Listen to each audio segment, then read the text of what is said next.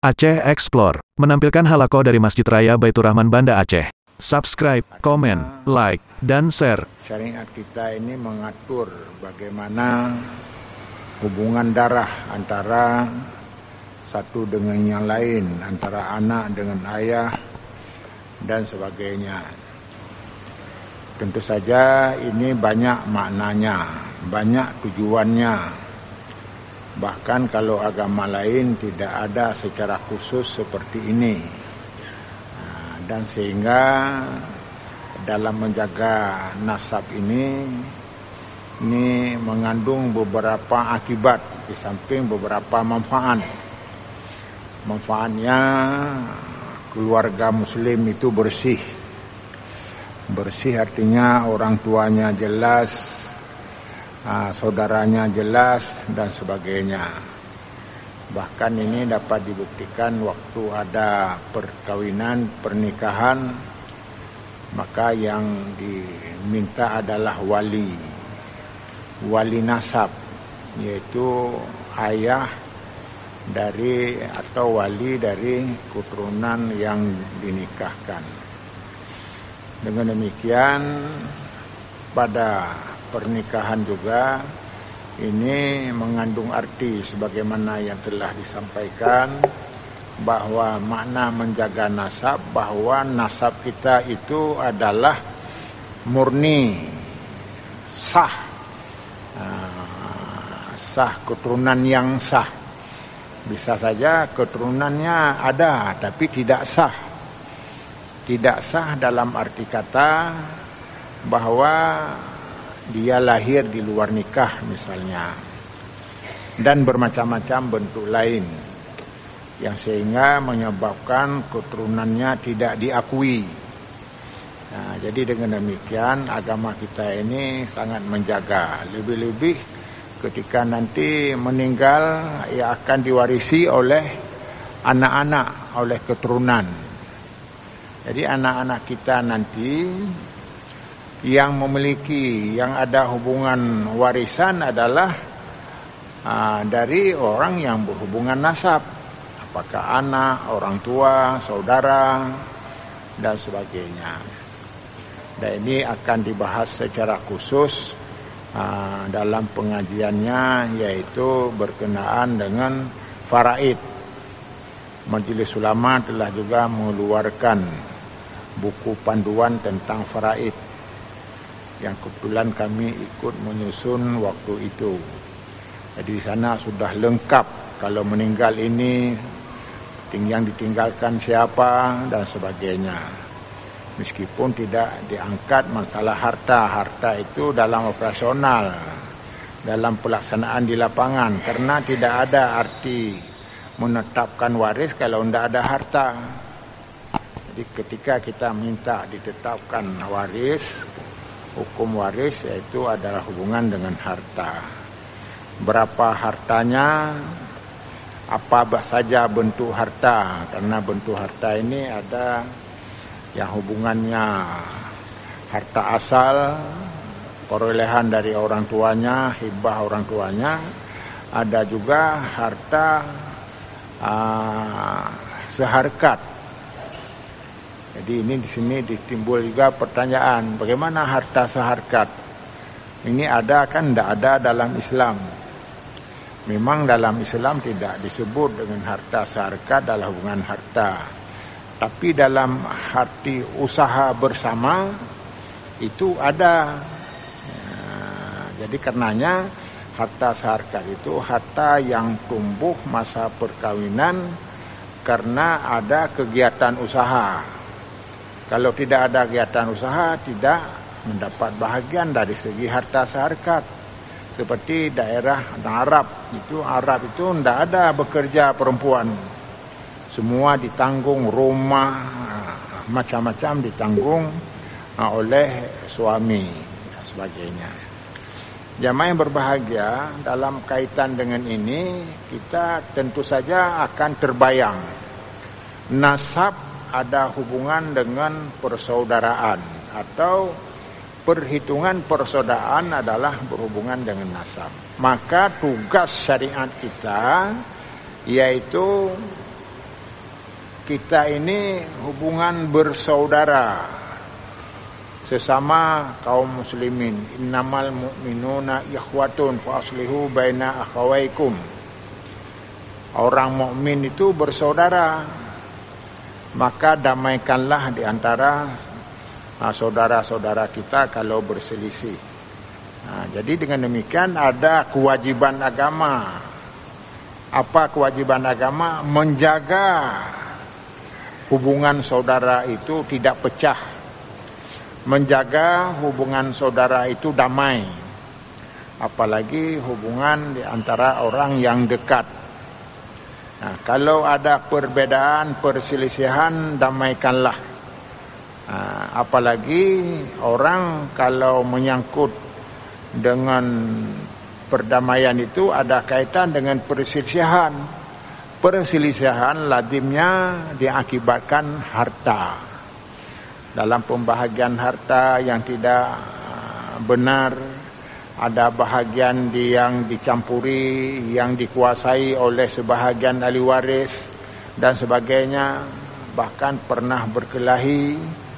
Justru di pengadilan juga ada orang berperkara dengan ibunya, dengan ayahnya, dan seterusnya. Ini memang tabiat dan fitrah daripada harta itu adalah sumber permasalahan kalau tidak diluruskan.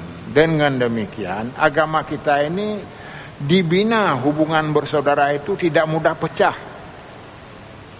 Sehingga akhul fil Islam akbaru min akhil muslim. Ikhwatul fil Islam akbaru min ikhwatil nasab. Persaudaraan dalam agama kita itu lebih besar, lebih kuat, akwa daripada persaudaraan nasab. Seperti yang telah diterangkan tadi, orang suami, anak, ayah dan sebagainya, saudara sering damai, tapi waktu membahagi harta sudah ribut. Jadi kalau saudara Islam tidak ada pernah ribut karena tidak ada hubungan dengan harta, maka karenanya disuruh jaga. Inti ajaran Islam adalah membangun persaudaraan yang ketat, yang kuat. Inilah salah satu.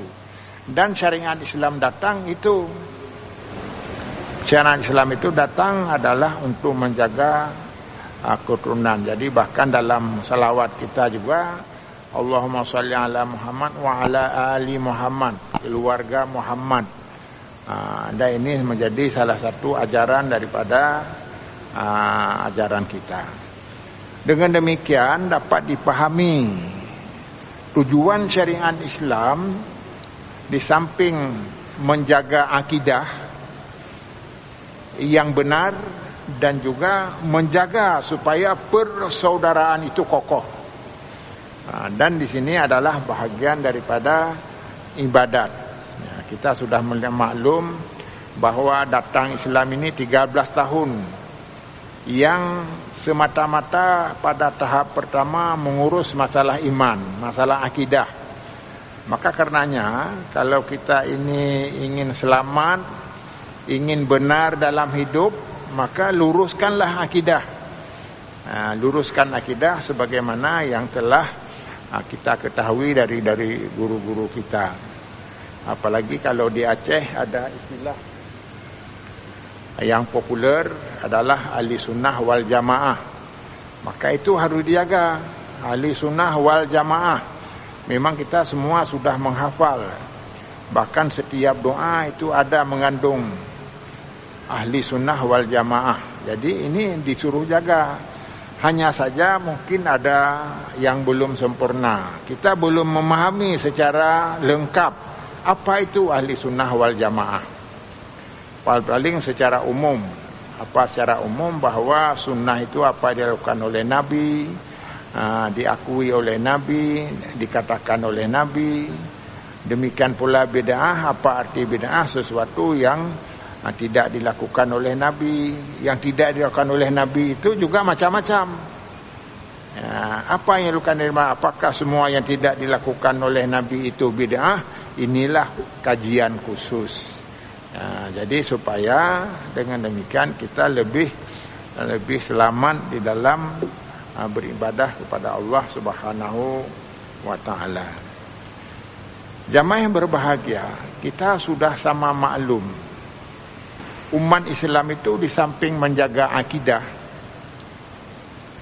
juga selalu mementingkan hubungan persaudaraan Islam, hubungan seakidah itu harus dipertahankan. Maka karenanya Rasulullah ketika tidak aman lagi di Mekah dalam membawa ajaran, tidak berkelahi, tidak membuat ribut, tidak membuat kekerasan, tidak menganjur sahabatnya supaya berperang saja. Kita ini agama Allah, tidak, berhijrahlah ke Madinah. Ini apa artinya? Islam itu menjaga, jangan retak, jangan retak sesama saudara. Sebab pada waktu itu ada yang sudah masuk Islam, ada yang belum. Maka Rasulullah menyelamatkannya dengan catatan kita berhijrah saja. Maka kita ketahuilah sejarah hijrah yang luar biasa. Orang pergi dikejar malam, waktu malam. Rasulullah sendiri yang tidur di ranjangnya diganti oleh Ali sudah berangkat. Sedangkan berangkatnya itu di hadapan orang Quraisy yang sudah menunggu, tapi tidak tahu dia bahwa Rasulullah itu sudah berangkat. Yang intinya kami sampaikan di sini apa? Menyelamatkan hubungan sesama itu adalah sangat penting dalam ajaran agama. Jangan dianggap bahwa agama Islam itu agama suka perang. Ini yang penting. Dan kapan berperang? Ada waktunya ketika ajaran Islam diganggu, kebebasan beragama dilarang dan sebagainya. Maka karenanya Rasulullah dalam mengajak, ketika dakwahnya tidak diterima, pulang saja. Bahkan ada yang luka-luka waktu ke Taif dan sebagainya. Mungkin belum masanya dan sebagainya. Bahkan yang paling menarik, ini saya sangat terkesan dengan kesimpulan ini, bahwa ketika Abu Jahal ternyata tolen dan memusuhi Rasulullah, upayanya memusuhi Rasulullah, jadi anak dari Abu Jahal itu Ikrimah masuk Islam. Maka orang menyebutkan kejahatan Abu Jahal di hadapan Ikrimah. Maka Rasulullah melarang, janganlah kamu sebut orang tuanya yang belum Islam, yang masih kafir, karena dia tersinggung. Jadi menjaga perasaan. Jadi seolah-olah Islam itu benar-benar intinya kedamaian, intinya kenyamanan. Maka akhirnya orang itu minta maaf kepada Ikrimah, dan dia mengetahui dan memahami, bahkan dia ikut perang dan meninggal karena cintanya kepada ajaran Rasulullah SAW. Jadi yang menarik, jamaah yang berbahagia, dalam kaitan ini ada sebuah keyakinan dalam agama. Berbuatlah yang terbaik sesuai petunjuk agama, Allah pasti membantu. Ketika orang di Makkah lari ke Madinah, dan juga seperti kita kenal sehingga lari melalui gunung dan menetap di Gua Sur dan sehingga selamat. Apa yang menarik di sini, orang pergi itu tidak tahu ke mana. Yang penting lari dari Makkah. Akhirnya apa yang kita ketahui, dia disambut di Makkah luar biasa. Bahkan tidak diduga, yang dulunya dalam perjalanan sangat sengsara. Bahkan pernah saya sampaikan, ada beberapa ekor kambing yang dia tidak kuat lagi berjalan mengikuti rombongan Rasulullah. Ini sengaja dibawa mungkin untuk makanan di jalan. Maka yang menjadi heran ketika kambing-kambing itu diperas susunya yang kering, tubuhnya yang kering tidak mungkin ada, tapi keluar memancar, sehingga yakinlah bahwa umat Islam ini adalah diredai oleh Allah Subhanahu wa taala. Yang penting dalam uraian kami di sini, Rasulullah tahap awalnya mempersatukan antara muhajirin dengan ansar. Muhajirin adalah orang yang hijrah, ansar penduduk Madinah yang membantu muhajir. Jadi yang menarik apa? Orang selama ini sudah meninggalkan anaknya, istrinya, hartanya yang berlimpah di Mekah, karena Mekah juga maju, umat Islam juga, apalagi Rasulullah sendiri sebagai pedagang dan sebagainya, tentu hartanya banyak, ditinggalkan semua. Bahkan ini yang juga kita menjadi contoh, ketika semuanya ditinggalkan, Rasulullah memberi pesan kepada yang menjaga rumah Rasulullah, apakah pembantu dan sebagainya, harta ada di rumah itu dikembalikan kepada yang punya. Orang kafir mengusir beliau, tapi beliau tidak membalas kepada orang kafir itu. Ini amanah. Jadi selesaikan ini semua kepada yang berhak. Sementara kalau kita seperti ini, kita sudah dikejar, mana harta-harta itu dibawa. Ini tidak. Inilah roh yang disebut dengan maqasidus syariah, yaitu memelihara yang berhubungan dengan agama, itu menjaga agama. Kesimpulannya, jamaah yang berbahagia dalam bidang dengan ini, kita terkenallah apa yang terjadi pada orang-orang Ansar membantu saudaranya yang hijrah itu. Ada membantu harta, membantu bermacam-macam, rumah, dikasih rumah, bahkan ada yang dikasih istri. Karena orang Arab itu memang kawinnya tidak satu, bisa saja sudah 4. Ya. Mungkin waktu itu apalagi belum ada syariat, mesti bisa lebih. Ya. Jadi akhirnya apa? Istri yang 4 itu dikasih 1 kepada muhajir. Pilih 1 di mana yang suka. Aneh. Kalau sekarang ini disebut aneh tapi nyata. Ya. Istrinya dikasih pada orang. Inilah rasa hubungan ukhuwah tadi. Ya, jadi ukhuwah karena dibina semakin baik, maka orang Madinah itu tidak bisa diganggu, persatuannya kuat dan sebagainya. Tetapi sebaliknya, walaupun kita orang Islam, tapi rasa ukhuwah ini sudah pudar. Bahkan bukan saja kita berkelahi dengan orang kafir, dengan sesama juga bisa bermusuhan. Ini karena sudah runtuh nilai-nilai akidah, nilai-nilai persaudaraan. Nah, jadi dengan demikian jamaah yang berbahagia, tahap yang pertama adalah kita benar-benar dalam hubungan dengan nasab ini adalah salah satu dari tujuan agama kita. Jamaah yang berbahagia, maka hubungan dengan ini tentu saja kita harus melihat apa yang lebih utama dalam hubungan menjaga ukhuwah ini. Dalam menjaga ukhuwah ini kita harus seragam dulu pedoman kita. Tapi kalau pedoman kita tidak seragam, pasti akan terjadi perselisihan. Apalagi dalam agama itu, perselisihan itu dibuka peluang oleh Allah.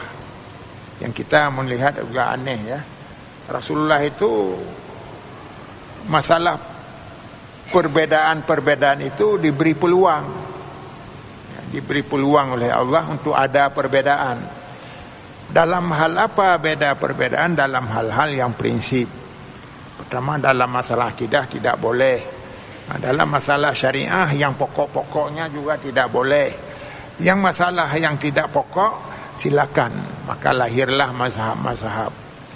Jadi lahir mazhab ini pada hakikatnya memberi peluang kepada umat Islam untuk masuk hal-hal yang seharusnya ditangani, lebih-lebih pada akhir zaman. Pada akhir zaman ini masalah baru semakin banyak. Bagaimana dibahas oleh Islam 14 abadnya lalu? Apakah mampu? Mampu. Kenapa mampu? Karena dalam Islam ada dua nilai. Nilai yang abadi, katanya sesuatu yang tidak boleh dirubah-rubah seperti akidah. Dan yang kedua adalah nilai dhanni, masih menerima penafsiran. Maka karenanya kalau selama ini juga kita kadang-kadang karena belum belajar secara sempurna, perbedaan dalam masalah kecil saja menjadi masalah. Saya sangat terkejut ketika pulang ke kampung, disebutkan, "Hai Tungku," ni kampung hanaikun Ustaz Tungku, "Hai Tungku, drona gure kamu tapi drona pajan tamang Wahabi." Jadi terkejut lo ni tamang Wahabi. Pakan drona ni dukung Wahabi. Pakan jemanan no kamegah drona Wahabi. Ya, di Masjid Oman drona negerakan Wahabi. Maka lu jawab, "Bailaya yang lun yakba Wahabinyan, lun belajar Wahabi pun hana." Lun belajar di Arab na padum belen dalam hubungan ekonomi syariah, lun periksa buku-buku Wahabi hana, kecuali sejarah tagai. Nah, cuma hal yang sangat bungeh, semua umat di dunia juga marah sekali ketika Arab Saudi itu membunuh orang-orang sufi. Itulah permulaan benci. Jadi rafa sifat benci kepada Wahabi diangkat ketika ada ulama-ulama yang dimuliakan dibunuh oleh pemerintah Saudi yang disponsori oleh Abdul Wahab itu. Sebenarnya tidak ada. Sedangkan Wahabi sendiri, Abdul Wahab sendiri adalah pengikut mazhab Hambali. Hambali itu murid daripada Syafi'i. Maka murid Syafi'i itu adalah pengikut daripada Abdul Wahab itu. Hanya dalam beberapa hal saja. Dan inilah peluang orang-orang di luar mengembangkan sebagai provokasi sehingga umat Islam pecah, sehingga sampai sekarang dendam ini sangat melukai perasaan umat Islam. Jamaah yang berbahagia, kami juga datang beberapa orang. Maka saya katakan, saya belajar di pesantren 9 tahun di IAIN, jurusan fik modern.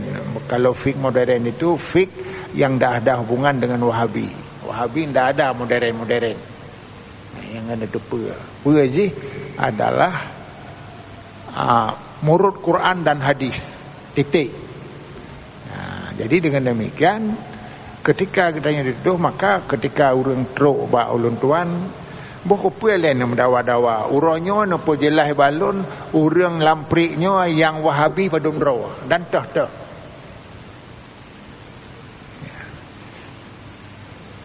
Dan pe Wahabinya yang kabut ka berbahaya tat. Kahana depa pegah. Oh noi pegah bahawa mak Nabi pegah kafir tu pegah. Hana urang Aceh ya pegah mak Nabi kafir walaupun naik dengar. Pakai naik dengar kerana dalam kitab Bukhari Muslim, dalam kitab Bukhari gue pegah menan, maka gue baca hadisnya. Tapi hadisnya pun diterjemahkan oleh ulama bermacam-macam. Jadi dengan demikian apa artinya jamaah yang berbahagia? Kadang-kadang kita ribut yang sesuatu yang pada dasarnya biasa. Masalah-masalah sunat yang sudah dikembangkan. Man menyatakan drone Wahabi pakah nak baca kunut. Yang kena talun urainya ngejelas. Bekna sangka buruk sangka. Jadi saudara-saudara kamunya merasa ingin tupu cipu Wahabinya.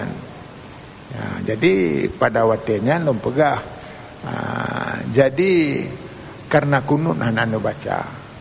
Dan lun sendiri waktu terulang pri lun terapkan supaya baca kunut karena lun urang daya.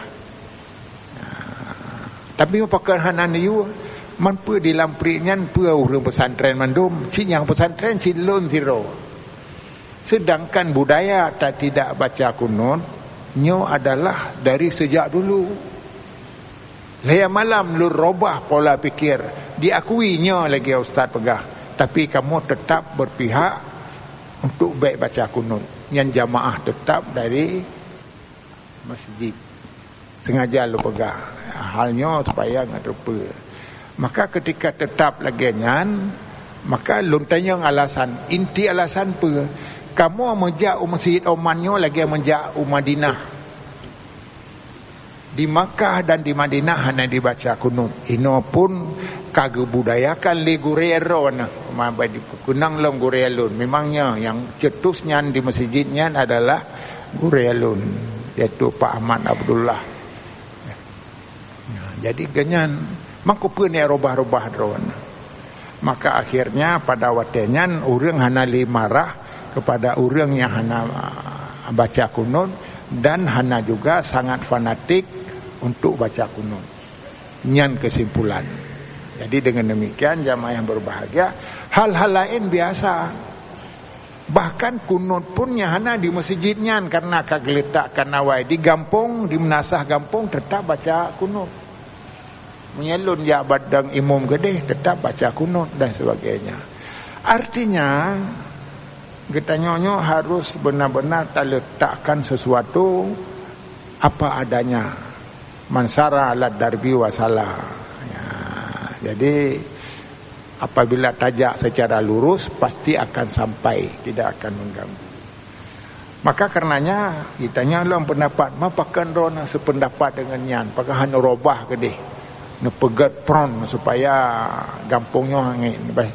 Maka lu pegah. Urangnya sangat yakin bahawa baca kunutnya gak anggap bid'ah.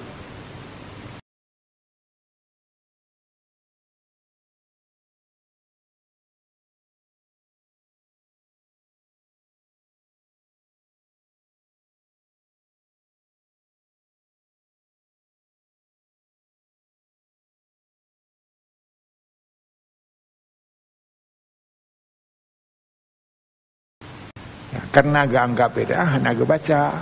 Sebab menyampa antara bid'ah dengan sunnah, maka gecok yang bid'ah, utamakan bid'ah. Bahkan bid'ah, ini dosa tak buat. Oh nak sunat dengan bid'ah lebih diutamakan bid'ah kenurungan. Jadi dengan demikian kita nyonyo beli tapi ki masalahnya, maka sepakatlah di masjidnya hanali uraian tentang kunut. Maka dengan demikian hanali masalah di tengah-tengah masyarakat. Tetapi kalau juga orang-orang bertanya, sehingga orang yang dipenjara karena di masjid drona, tidak. Masjid tidak mencampuri urusan hukum. Nah di penjaranya urusan pribadi. Tepak ganyan dengan getuduh macam-macam, mungkin orang haitun kadi mengadu, walaupun di masjid tidak berpendapat untuk mengadakan permusuhan. Halnya perlu pegah kanino sebenarnya kedrona kan mengerti karena tahu. Tetapi di kampung karena ilun 6 murid ini, 2 buah pendidikan yang mungkin ino kasih 10 ribu ya. Murid ji. Man puat belah tol lom pimpin jemalah na perlun purno mesti kira pi wahabi. Mitu puatan lom buka Al-Furqan 6 tahun pesantren modern terpadu yang dibuka oleh Pak Upati Jamun dan sampai ino matang udip bandua dan dah maju. Jadi dengan demikian jelas jamaah yang berbahagia, kita harus meletakkan sesuatu pada tempat. Pakan je lu pegah menau. Atanya hana galak. Lun hana galak membicarakan sesuatu yang timbul perbedaan. Pakan supaya bena prasangka yang salah. Justru yang tak benci pegahnya yang tak anut, sedangkan yang betul katanya kita tinggalkan. Maka karenanya berpeganglah kepada sebuah hadis Rasulullah sallallahu alaihi wasallam, ikhtisaru bi sunnah khairun ibtida'i bil bid'ah. Antara dua pendapat, yang satu sunnah, yang satu bid'ah, maka giocok hal-hal yang menyangkut dengan bid'ah supaya selamat. Kan giocok yo pubur yo hindari. Demikian yang kedua,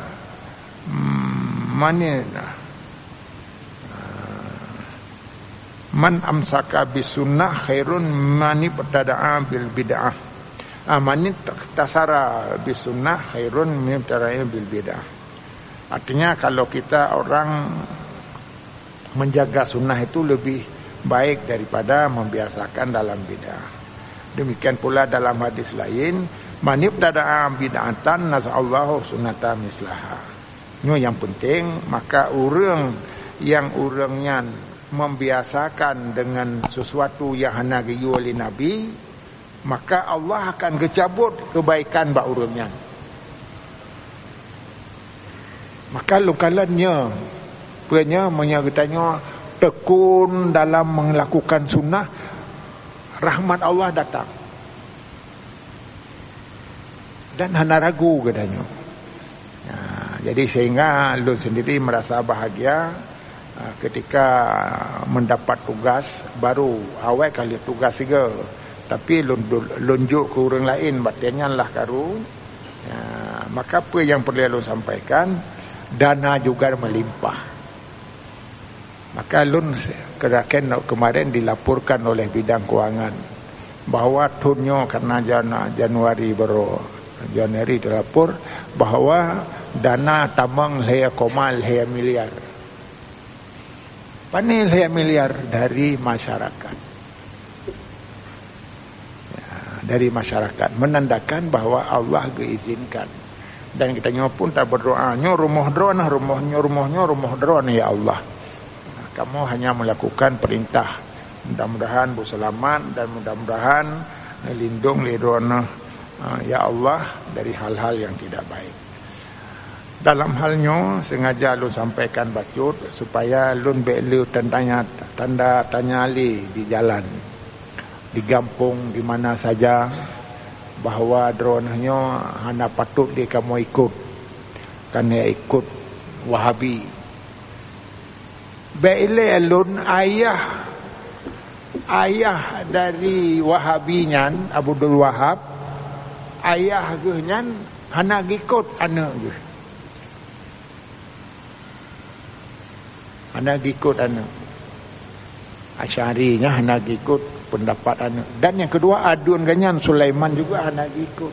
Belum katanya yang taturi dan sebagainya kata putun urangnya. Jadi nyo ke perlu sampaikan sesuatu yang kadang-kadang sangat bertentangan itu diangkat menjadi kebenaran. Jadi dengan demikian penjelasan lunyo, mudah-mudahan hanale urang pegah. Tapi nak sabar untuk apa? Ilun hana bermusuhan dengan pendapat ulama. Onyo hana sesuai dengan lun.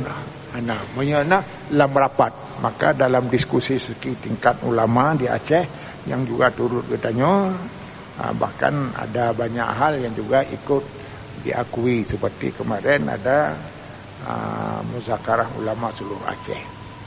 Mudah-mudahan dengan penjelasannya yang pertama lun mengertilah apabila drone tuduh Wahabi, kemudian dan ino kanda mengerti pula lun adalah kan pengikut Wahabi, pengikut ahli sunnah wal jamaah. Bahkan pengikut ahli sunnah wal jamaah lebih cocok, lebih mantap daripada segolongnya. Ilun lu afai bentang ahli sunnah wal jamaah, tapi praktek je golong tentai.